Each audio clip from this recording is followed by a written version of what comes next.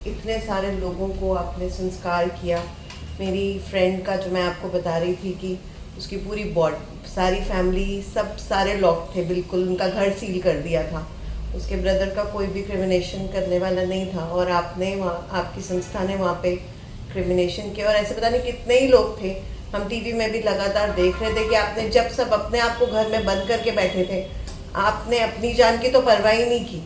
Last ritual सबके आपने पूरे किए और ये सबसे ज़्यादा मेरे को लगता है कि उस टाइम इम्पॉर्टेंट था कि जिनके फैमिली मेम्बर्स को वो आखिरी विदाई ना दे सके, वो काम आपने किया। So we are so proud of you. उस वक्त आप ना होते तो आप सोच भी नहीं सकते कि कितनी सारी फैमिलीज बेफिक्र थी कि आप कर देंगे उनका लास्ट रिचुअल। तो we are really very thankful to you, seriously. It's a proud moment कि आप हमारे घर आए और आपने ये न्योता स्वीकार किया। हम भी धन्य हो गए आपसे मिलके। So thank you so much for coming here today. Thank you. Corona काल में रात को मुझे लगभग 1:45 जो है वो फ़ोन आया किसी का कि मेरे पिताजी की डेथ हो गई है और मुझे अभी अंतिम संस्कार करना है। तो मैंने कहा आप बॉडी अपने घर ले जाइए। कह रहे नहीं, मुझे तो अभी संस्कार करना है। मैंने 1:45 जो है शंटी जी को फ़ोन किया और ये मेरे लिए बहुत सौभाग्य की बात है, चाहे दिन हो, चाहे रात हो, चाहे आंधी हो, तूफान हो, कहीं भी ये विश्व में भ्रमण करने हुए मेरा फ़ोन अवश्य उठाएंगे, जहाँ मुझे विद इन 5 मिनट में कॉल जरूर करते हैं। इन्होंने मुझे 2 मिनट के बाद कॉल किया, कहले बोलो, ये मुझे चेयरमैन कहते हैं तो मैंने कहा कहले बोलो चेयरमैन सर। मैंने कहा नहीं सर, ऐसा है कि एक हमारे दोस्त है, उनके पिताजी की जो है अभी अंतिम विदाई करनी है। कह रहे इस समय? मैंने कहा हाँ। कह रहे जगह कोई नहीं है। मैंने कहा जी आप जैसे मर्जी प्रबंध कीजिए। इन्होंने उसी समय जो है वो सारा शमशान जो है फुल था, वो कई स्पेस देकर इन्होंने 100-200 ईंटें वहाँ लगाकर उस समय जो है वो एक वो बनाई वहाँ पर और उन्होंने कहा कि आप भेजिए। 1:05 पे वो जो है अपनी बॉडी लेकर वहाँ जाते हैं और 2:45 बजे के करीब, 2 बजे के करीब इनका फ़ोन आता है कि मैंने उसका जो अंतिम संस्कार करा दिया है। और वो परिवार आज भी जो है इस बात के लिए वचनबद्ध है कि उन्होंने शुक्रिया भी इनका बहुत बार किया कि इस इतने कठिन समय में जो है रात के समय कौन उठकर जो आता है, लेकिन ये जैसे कि पहले भी भाई साहब ने कहा कि ये 24 घंटे 7 दिन जो है वहीं पर विराजमान रहते थे और इन्होंने जो है उस संघर्षपूर्ण समय में जो है उन परिवार की बहुत सहायता की और इसके अलावा भी अन्य परिवारों की इन्होंने बहुत सहायता की। क्योंकि पूरे कोरोना में जब इनको कोरोना हुआ है पूरे परिवार को, तो दिन में 4-4 बार फ़ोन करके हम एक दूसरे के संपर्क में रहते थे, एक दूसरे को साथ ढांसत बिताते थे, क्योंकि समाज को इनकी बहुत आवश्यकता थी और इनका स्वस्थ होना बहुत ज़रूरी था। और ईश्वर की कृपा से ये स्वास्थ्य लाभ लेके बहुत जल्दी आए और अपने काम में जिस दिन ठीक हुए, फिर ये दोनों, इनका बेटा जो है वो डिज़ास्टर मैनेजमेंट में उसने PG कोर्स किया हुआ इंग्लैंड से और आज शायद मिनिस्ट्री ऑफ होम अफेयर्स में कहीं कार्यरत है, जहाँ उनके साथ कोई एफिलिएशन में है। हम ईश्वर से प्रार्थना करते हैं कि इनकी आयु लंबी हो और इस तरह वो समाज की सेवा करते रहे। ऐसे समाज सेवी को जो है शत प्रणाम। तो मैंने आपका इंटरव्यू सुन के उससे मैं बहुत इम्प्रेस हुआ और आपकी पर्सनैलिटी से भी मैं बहुत इम्प्रेस हुआ। इतनी सेवा आप कर रहे हैं, ईश्वर आपको स्वस्थ और लंबी आयु दे और ऐसे सेवा चलती रहे। इससे अच्छा और कोई काम हो ही नहीं सकता। शुरू से ही जी, शुरू से ही, आज से 30-35 साल से पहले जब केबल थी तब से भी आप काम करते हैं। याद है आपको? बहुत मतलब इंटरेस्ट हुआ, इंटरव्यू आपका सुना मैंने, बहुत इंटरेस्ट हुआ उससे।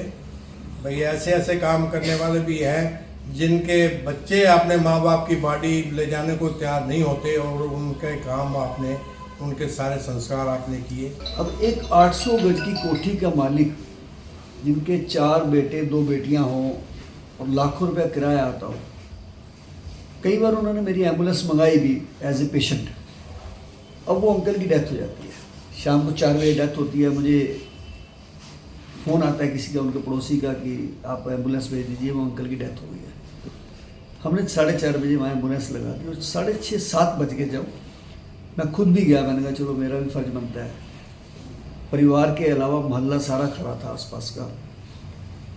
जब 7 बजने के हुए, अंधेरा होना शुरू हो गया, मैंने कहा ये लेट क्यों कर रहे हैं, किसी का इंतज़ार कर रहे हैं क्या? कहने लगे इंतज़ार नहीं कर रहे जी, बच्चे तो सारे आ गए हैं। लेकिन वो अंकल जी जो है वसीयत छोड़ गए हैं कि मेरे बच्चों को कुछ मत देना, सब धर्मार्थ कर दो। अब वो बच्चे कह रहे हैं धर्मार्थ वाले संस्कार करेंगे, हम नहीं कर रहे संस्कार आगे। तो ये नौबत आ गई। मैंने कहा इसमें क्या बात है, हम कर देते हैं। मोहल्ले वाले साथ है, साथ है। मैंने कहा चलो उठाओ। हमने जाकर उनका संस्कार कर दिया, बाद में अस्थियाँ उठाई, लेकिन उन्होंने क्रिया भी नहीं करी थी बाद में। ये जो मैं बात बता रहा हूँ, क्रिया भी नहीं करी उन्होंने। और अक्सर वो माँ बाप बहुत पछताते हैं जो जीते जी सब कुछ बच्चों के नाम कुछ से जगह करते हैं, उनको जूते पड़ते हैं बाद में, और नरक की तरह उनको जीवन जीना पड़ता है। और जो बेटियों को हम कहते हैं बेटियां ना हो, बेटे हों, बेटे हों, बहुत सी बेटियों ने, हज़ारों मैं कहूँगा तो सैकड़ों तो मैं कह सकता हूँ मेरे यहाँ सीमापुरी में बच्चियों ने संस्कार किया माँ बाप का। बच्चे सामने नहीं आए कहीं जगह पे। जो गुरबाणी में लिखा था वो प्रत्यक्ष आया एकदम सामने कि सुख में आन बहुत मिल बैठत, रहत चौदिस घेरे, विपत परी सभी ही संग छाड़त, को नाम मेरे। जैसे आपने बताया आपकी दोस्त दिलशाद कॉलोनी में, किनकी डेथ हुई थी उनकी? उनके पापा इनका फ़ोन आया था मुझे, क्योंकि उनको जल्दी ही करना था, कोई प्रॉब्लम थी उनके साथ। तो फिर आप तो वहाँ रहे 24 घंटे, 7 दिन 24 घंटे शंटी वही थे। 1.5 महीना वही लगा रहा। अगर बेटा हमारी सारी सोसाइटी में हर पोर्शन में एक शंटी हो जाए ना, सबका जीवन करवाता ईश्वर है। देखो मैं फिर एक बार से मिगलानी जी का बहुत धन्यवाद करता हूँ जिन्होंने धन्यवाद। तो 1 लाख रुपए का आज एक चेक शहीद भगत सिंह सेवा दल को डोनेशन में दिया है। और पहले भी इन्होंने कोरोना के काल में भी सेवा की। और हमारा जो यज्ञ है शहीद भगत सिंह सेवा दल का, जो एक मिशन है कि कोई भी व्यक्ति संस्कार के लिए न तरसे। क्योंकि मैं ऐड पढ़ रहा था टीवी में कि और सोशल मीडिया पे 37,500 में कोई व्यक्ति संस्कार कर रहा है। हमारे मुल्क में आज बच्ची के हाथ पीले करने के लिए लोगों के पास इतने पैसे नहीं हैं जी। वो बेचारे मांग के कहीं से गुजारा करते हैं। कोई गरीब मर जाता है तो उसके पास कफन के पैसे नहीं हैं। और ऐसे हमारे मुल्क के अंदर अगर 37,500 में लोग संस्कार करने लगे तो लोगों के अंदर कितनी हीन भावना आएगी, सोचिए। और मोक्ष, हमारा जो सनातन संस्कृति है उसमें एक मोक्ष का काम है संस्कार कराना। और मोक्ष अगर ब्लैकमेल होगा तो लोगों की भावनाएं ब्लैकमेल होंगी ना जी। हम किसी की अस्थियाँ प्रवाहित करने के पैसे मांगेंगे तो वो तो किसी को इमोशनल को ब्लैकमेल करने वाली बात है। यानी आप धर्म को बेच रहे हैं, यानी आप सनातन धर्म को ब्लैकमेल कर रहे हैं। तो इसलिए हम शहीद भगत सिंह सेवा दल उस निश्चय को पूरे देश में पूरा करेंगे। जो हमारे इस पारिवारिक वार्तालाप को देख रहे हैं उन सबसे निवेदन करूंगा कि आपके भी क्षेत्र में कहीं भी आपको लगता है कोई व्यक्ति असहाय है, ज़रूरतमंद है, लावारिस है, क्योंकि अक्सर आप देखते हैं बस स्टैंड के शेल्टर पे भी कई लोग ठंड में मर जाते हैं, आप फ़ोन करिए हमारे को। 8750674433 मेरा नंबर है पर्सनल। समय नहीं देखना है आपने, रात के 2 बजे हो, 4 बजे हो, 5 बजे आप फ़ोन करेंगे। बाकी काम हमारा है काम करना। सारा उसका कफन दफन हम निःशुल्क कराएंगे। आपकी बड़ी मेहरबानी होगी अगर आप एक फ़ोन करके हमको सूचित कर देंगे। या सड़क के ऊपर आपको लगता है कभी दिन में कभी भी कोई व्यक्ति पड़ा हुआ है, कोई उठाने वाला नहीं है उसको, हो सकता है वो जीवित भी हो। लोग अक्सर मृत घोषित कर देते हैं। कोई कहता है शराब पी रखी होगी, लेकिन 10 बार मेरे साथ ऐसा हुआ है कि मैं उनको उठा के लेके गया और बच गया। वो 10 बार हुआ है। इसलिए मैं आपसे भी निवेदन करूँगा आप भी इस यज्ञ में अपनी आहुति दें। कुछ ना कुछ समय आप समाज के लिए निकालें। जिस प्रकार आज हम मिगलानी जी के घर आए हैं, इन्होंने कृष्णा नगर अपने घर में बुला के और अपने मित्रों को बुला के, परिवार को बुला के मुझे मिलवाया, मुझे बहुत अच्छा लगा। एक ये चाहते तो कोई फंक्शन भी कर सकते हैं दिखावा करने के लिए, लेकिन वो हम नहीं चाहते। हम चाहते हैं कि घरेलू माहौल जो एटमोसफेयर है, जन जन तक ये प्रचार हो कि अपने लिए जिए तो क्या जिए, तो जी ए दिल जमाने के। बड़ा मज़ा आता है जी किसी के लिए उस काम करके लिए। तो मैं तो अब 27 साल इसी काम में लग गए।